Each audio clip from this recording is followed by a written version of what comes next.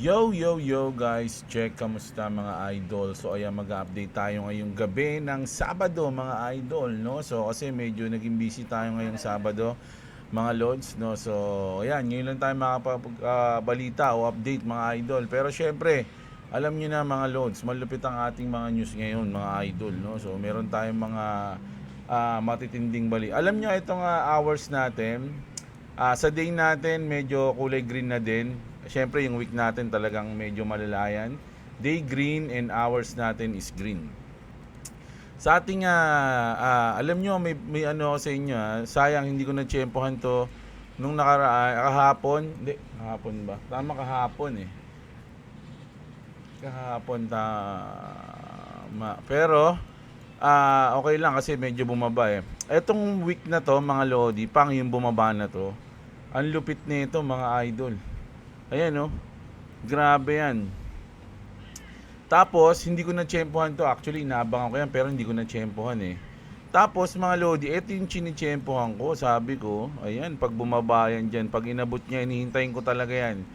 Pag inabot niya yan, ayan, ang gagawin ko ay magpuposition ako. Alam nyo ba, abang na yan. Umabot na ako dito sa candle na to. Tapos bigla akong pag-position ko, nawalan ako ng internet. Malas eh. Sabi ko, ayaw mag-take ng order ko. Pagtingin ko, wala akong internet. Sabi ko, patay tayo dyan. Tapos pagbalik ko ng internet, wala na. Umangat na nandito na. Sas, tinamad na ako. Sabi ko, wag na lang. Mga idol, grabe. Sabi ko, malas. Mukhang hindi para sa akin yun. Pero ngayon, kita natin mga idol, medyo downtrend pa rin naman. Mga loads, marami pang chance, no? Na makaposition tayo dito. Although ngayon pwede na nga tayo pumosisyon, no, anytime. Kasi kung mag-kunyari itong aking 91 USDT dito, ang kanyang liquidation is 1.8, which is na dito, no, 1.85. Hindi pala, mga dito pala, ba? Yan, 1.85 mga dito. So hintayin ko pa siguro bumaba ng konti bago ako pumosisyon. Pero nasa inyo yan. Kung gusto niyo ng position,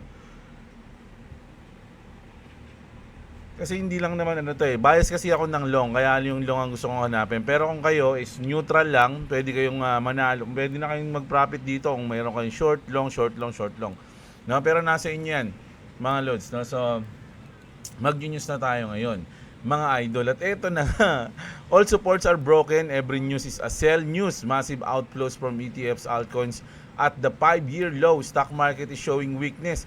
Mr. President, we are not feeling good. Kasi lagi niyang sinasabi dito, no? You maybe even get tired of winning. We please too much winning. Ayan, we can't take it anymore. Mr. President, it's too much and I will say it. We keep on winning. At ito na yung winning na sinasabi niya, no? Kulay pula, mga idol. Pero meron tayong malupit na news ngayon, no? Ito yung magtatakda ng lahat. Mga idol, finally ay naging bearish na. Mga lodi, si Jim Cramer. Bitcoin is like at 81, and you're looking at what I regard as being the single worst moment in this decline was the moment between 330 and 430. Di lang bearish, worst moment pa daw, mga idol. And then Williams comes on, and then suddenly everything's fine. I don't think so. Diba? Sabi niya rito, Jim Cramer's declared the worst moment for Bitcoin as the real issue. No magic wand and more people need to get out. Sabi, mga lodi, ang dami nag-react dyan. Tulad nito mga chikito na to. The single worst moment in this decline was the moment between 330 and 430. And then Williams comes on, and then suddenly everything's fine. I don't think so.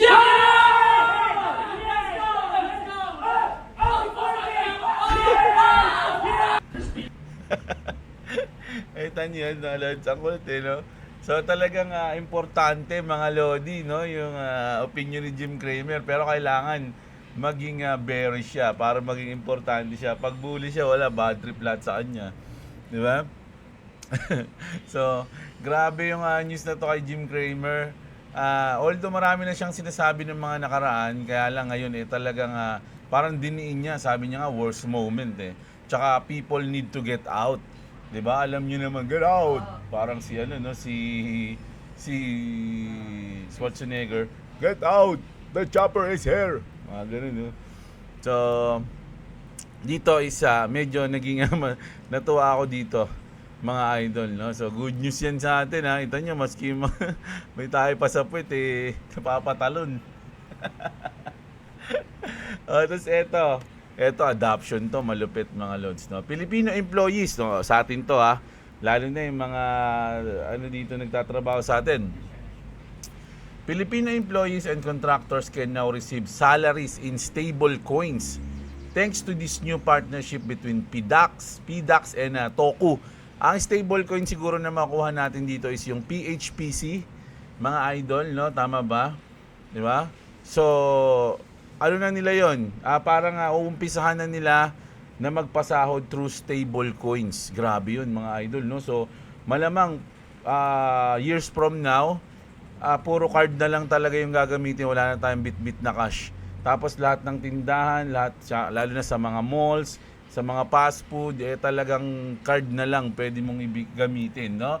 Ito, nag-uumpisa na tayo, mga idol, ng ganung adoption, mga loads, no? PDAX Toku partner to enable employees, contractors to receive salaries in stable coin. O, 'di ba? So, lahat na 'yan magkakaroon. Imagine, no? Lahat ng tao may card, no? Lahat ng tao may card. At kumbaga, kahit yung mga kapitbahay nyo, merong mga credit card or something na ATM card, di ba? Doon na sila sumasahod. Panis, ang lupit, di ba? So, wala nang cash. Cashless na. Mawala na ng silbi yung fiat money, mga idol. Tapos, ito naman. Ito, good news na. Sa akin, nagsisimula na yung good news, no? Ito, sasabihin ko na naman, mga lods, pero nararamdaman ko next week, medyo sana recovery week na talaga yon, mga lods, no? Kasi doon na lahat, pati ISO, no? ETFs, sana nga hindi na i-manipulate, mga idol, no? Sabi dito, no tariffs on China, confirm 100%. So good news to, sabi nga nila, pag nagbabanggit si Trump ng tungkol sa tariff na apektuhan yung market. So ito, sana maapektuhan naman, gumanda. The US-China deal is officially set to be signed by November 27. This removes the biggest trade risk hanging over the markets. Mega bullish for crypto. So nagkasundo na yung dalawang leader, mga lodi, no? Tungkol dyan sa usapin ng tariff. At mukhang positive yung kinalabasan, mga idol, no? Siyempre sa atin, gusto lang naman natin mag-positive yan para yung market maapektuhan. 'Di ba? Hindi tayo maipit, no? Hindi laging pula yung market. So, sana nga maganda na.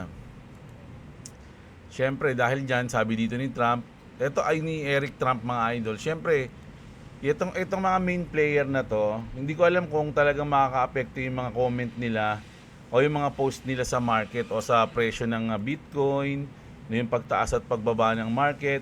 Pero sa tingin ko, dahil sinasabi nila to,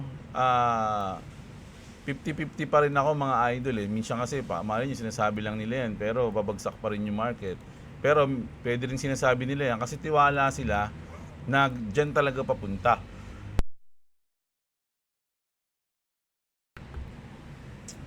Bitcoin will surpass 175,000 this year. So sabi niya rito, this year. So meron na lang tayong 1 month and a half halos na para malaman o makita kung totoo bang mangyayari itong $175,000 this year, mga lodi. Tapos ito naman, Michael Saylor said, sabi dito, live on Fox, that dip is temporary and Bitcoin will hit a new all-time high soon. It's coming. So ayun na nga, mga idol, no? Yung dip, volatility pagdating sa crypto is normal. Marami nagko-comment sa akin dyan sa comment section na wala na, ganito na, ganyan na, asa na, no? Sa akala ko ba, meron pa nga nagsabi sa akin, ikaw, inis ka mo yung mga sinabihan mong, ano tawag dito? Nakalimutan ko tuloy. Natataas yung XRP ganyan. Kung ikaw, mga lodi, kasi hindi ka naman matatalo kung magbebenta ka. Ewan ko kung ba't nagagalit yung Sotoy na yon. Siguro deserve mo yon dahil tanga-tanga ka. Di ba? O mag-i-invest ka, hindi mo kailangang bumase sa opinion ng ibang tao, di ba? Lagi kong sinasabi sa inyo yun, do your own research, no? I'm not a financial advisor, di ba? So, ako, sinasabi ko, may tiwala ako sa XRP. And nag-news tayo, hindi lang XRP, Bitcoin at kung ano yung mga trending news.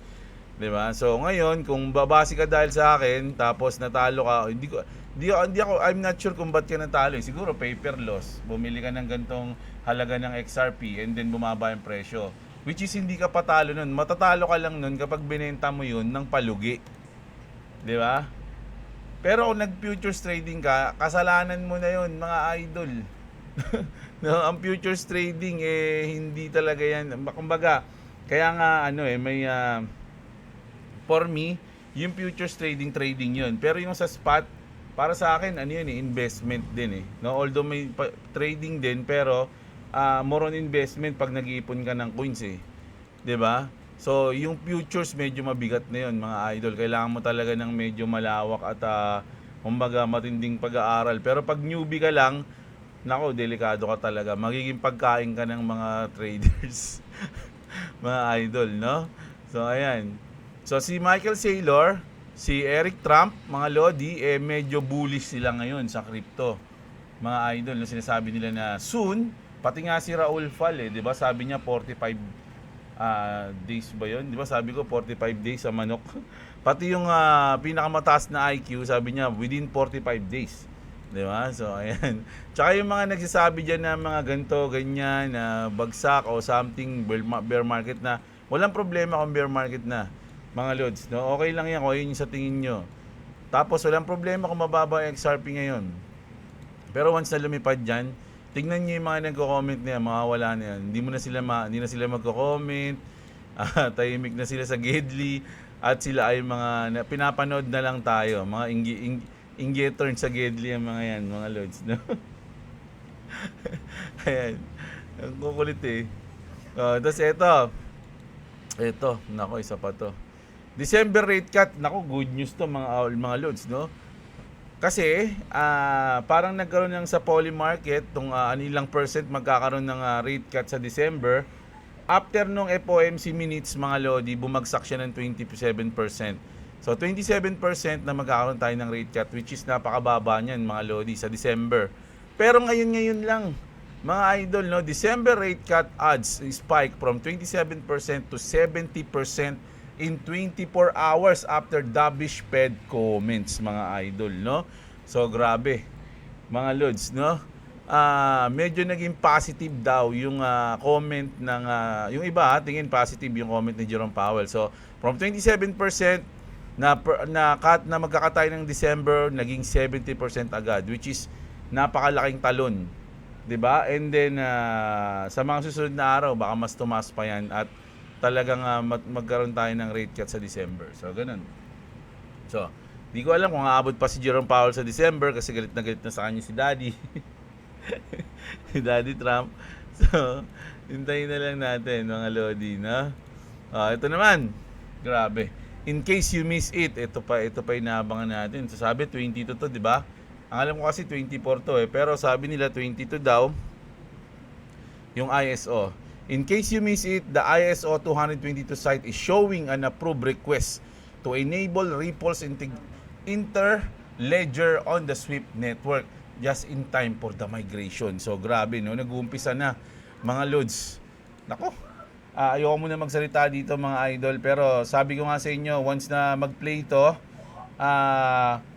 hindi ito yung magpapa-flip ng switch sa atin, pero ito yung start, no, para sa magandang future ng mga ISO coins. Ayun yung sa akin doon, no? Hindi ito yung pagka-play nito, pagka-activate, kumbaga, boom, flip the switch. Walang ganun, mga lods. Pero tatandaan yung date na yan dahil diyan nag-umpisa yung ng pag-usad, parang ganun. No? Umpisa ng pag-usad is yung kung kailang nag-activate yung ISO 222, mga lods, no? Ayun yung sa akin diyan.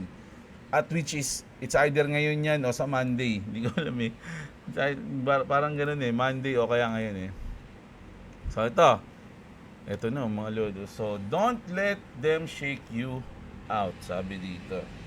Grabe. Maraming mga negative, no? Marami ring mga positive. So saan kayo doon? Ano sa tingin nyo? Kung ano ang magandang lugaran? Kasi kung doon kayo sa negative, pwede na kayo mag-out. Mga idol, hintayin na lang kayo ng drop. Kung naniniwala kayo na bear market na, hintayin nyo na lang or mag-short kayo. Ganun na yun. It's either mag-short kayo o hihintayin nyo yung mag-out na kayo and hintayin nyo yung pinaka almost bottom and then saka kayo maglalagay ng investment nyo. We have been waiting 4 years for XRP ETF, which is totoo yan. Ang tagal hinintay niyan, mga idol. Dati nga pangarap lang na magkaroon ng XRP ETF eh. Pero, and they are finally here. Diba? Kung kailang nandiyan na. XRP is designed to fix global liquidity issues. Research is the most important weapon you have if you are holding XRP. With the recent launch of ETFs and the upcoming listing of real on a centralized exchange on December 5, the XRP Ledger is building momentum, mga idol, no? Tokenization is revolutionizing finance, making it possible to unlock trillions in real-world asset using blockchain, which is goods to, mga idol, no? Actually, sobrang na-excite na ako, mga lodi. Gusto ko nang i-pass forward yung time. Kaya lang, syempre, hindi. So, sabi nga dito, mga idol, if you own XRP, all you have to do is nothing. I'm just going to sit tight and smile while all unfolds, mga lods, which is dapat sa atin na mga holders, kahit na hindi XRP, kahit na iba-iba yung coins nyo, depende sa inyo, pero ganun yung gagawin ko, mga idol, no? Wala tayong gagawin. Yung hold ko na XRP, nandyan lang siya. Maging volatile man siya, I don't care, no? Dahil alam naman natin na once na nag-umpisa na yung adoption, is tuloy-tuloy na yan, no? Hindi man siya isang araw, isang linggo, isang buwan na magpi-flip, makikita natin siya na ongoing is uptrend, no? Sana ganun yung mangyari. Ayun yung inaasahan ko, no? Hindi man siya isang straight na taas, pwede siyang dahan-dahang umangat, di ba? So ayun yung gusto kong sa akin mangyari, mga idol, at malaman, makita, no? Ayan. So kayo, sa tingin nyo, ano ba magandang gawin ngayon, no, habang naghihintay? So check lang natin yung ibang mga news, kasi actually wala pa ako tulog siguro mga 4 na oras pa lang tulog ko, mga idol. Pero syempre kailangan natin to. Jim Cramer, wag yan, 19 minutes pa yan. So dito tayo sa Cointelegraph. Ay, 19 hours pala ago yun. So medyo matagal na yun. ETF flows, a green across the ETF board on November 21. Spot ETF flows recorded $238.47 million into BTC, 57.71 million into Ethereum, and 10.54 million into Sol, and 11.89 million into XRP. All in flows, mga lodi, lahat papasok, mga idol nyo. Rate cut adds doubling has Bitcoiners calling a bottom, mga idol, no? So ito, nag 71% na, mga lodi, no? Bitcoin ETF outflows aren't an institutional exit but routine rebalancing. Ngayon meron na silang mga ganun theory, mga lods, no? Hindi siya outflows, rebalancing pala siya, di ba? Grabe. 47 billion yung binaba ng kanyang asset simula nang bumagsak ng 6% yung Bitcoin, no? Grabe. Pag bumalik yan, mga idol, babalik siya ng 100 billion? Ano ba ito? Hindi ko alam magkano ito. 90 billion to, di ba? Billion, 90 billion. Bali magiging ano siya, 100 plus billion. Mga idol. Naku, yung November natin, negative 22. Nangyari yung flash crash October 10, and then halos nagtuloy-tuloy tayo sa baba mga idol, no? So ngayon, grabe to. Ang bigat, no? Mga lodi, ang hirap maghintay. Tayo dito. Coin Bureau. Check natin ha. 70 billion in the last 24 hours, mga idol. November is on track to be the worst Bitcoin ETF month ever. November has now hit 3.55 billion in net outflows with 1 week still left. It's now just 10 million away from becoming the largest monthly outflows in BTC ETF in history. Grabe yun, November pa nangyari, mga idol, no?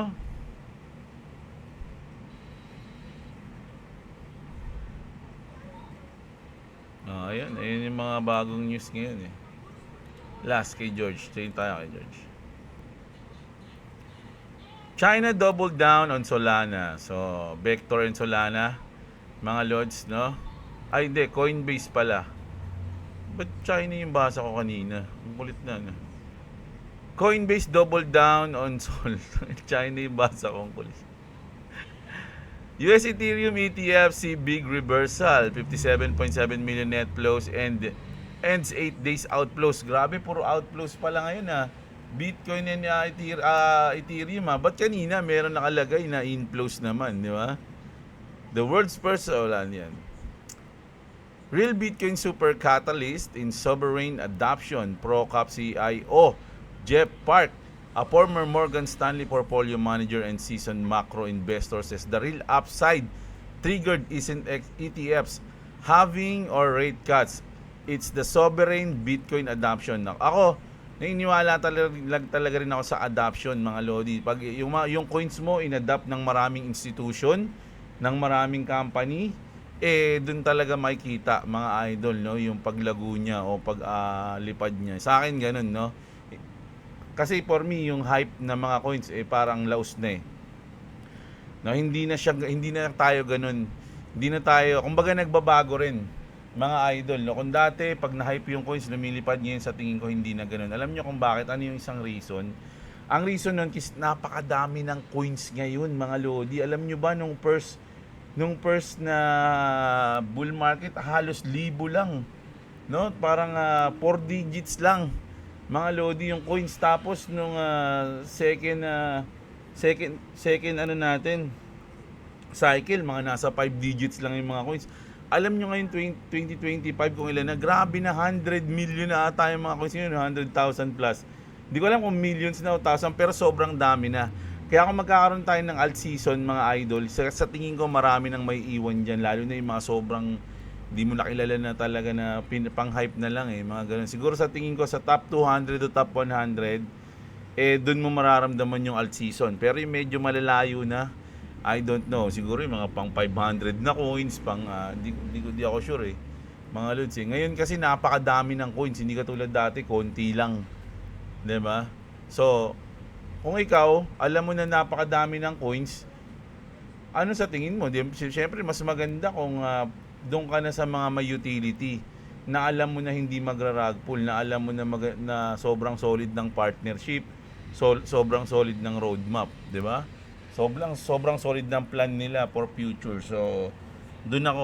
Sa ngayon, last na hold ngayong cycle, sa totoo lang, meron akong 2 meme coins, pero ano yun SHIB tsaka Doge, mga lods, no? So, kasi dati ko pa talagang hawak yun. And sa tingin ko, may nag-apply ng ETF ng Doge, kaya sa tingin ko, magkakaroon na siya ng utility Sa SHIB naman, napakadami ng partner nun. I don't know kung bakit hindi parang hindi umiepekto, 'di ba? So kung matatapos man tong cycle na to, mga lods, ito na yung last cycle na maghahawak ako ng meme coins. Magpo-focus na siguro ako sa next cycle sa mga utility coins, mga lodi. Halimbawa, may bagong labas na magandang utility coins, doon na yung huntingin ko, no? Pero stay pa rin tayo sa mga hawak natin na utility coins ngayon, and then patuloy lang tayo sa susunod na cycle. Siguro ang bibitawan ko na talaga is yung mga meme coins, yung mga shit coins. Gaming coins, I don't know. Kung maghahawak ako ng gaming coins, depende siguro sa laro. Kung sobrang solid ng gameplay, siguro. At lalaroin ko din, pwede yun. Pero yung hindi ko lalaroin, tapos gaming coins, siguro hindi na ako bibili ng ganun. O hindi na ako mag-invest sa ganun. Decision ko yun mga idol. Kayo, meron din kayong sariling diskarte. So, do your own research, mga idol. Ako, huwag kayong bumahan sa akin para bumili, mag-hold o magbenta ng coins, mga lodi. No? So, ayan. So, sa ngayon, mga lods, ganito lang muna yung update natin sa news natin. Pinaka gusto kong ma-highlights dito yung kay Jim Cramer, mga lods. At syempre yung ISO, mga lodi, na napakalapit na siguro. Ngayon, bukas, mamaya madaling araw o sa Monday na to, mga idol, no? Magpi-play. Pero, sabi ko nga, hindi ito yung magpapa-flip. Ito yung start, mga lods, no? So, ayan, medyo matutulog muna tayo, mga lodi. Kita-kits, mga idol, bukas ng umaga. Maraming salamat sa mga nanood, mga lodi. Magandang araw sa inyong lahat. Sana enjoy nyo yung video natin kahit maiksi lang. Syempre, sa mga hindi pa nakasubscribe, subscribe kayo. Pa-like ng video natin. Subscribe kayo kay Clovis Gaming para makasama kayo sa raffle sa December. So, kita-kits, mga lods. Magandang gabi at What's up, what's up? Subscribe to Clubs Gaming and subscribe to Jebla. If you want to subscribe to me, it's in the description. ano? I just burped. So if there is bonus and discounts and links, it's in link in the description. Also, if you don't subscribe to me, I'll finally change. I'll become that guy. The same thing as a video. So I have something to say. It's gonna be new. 41.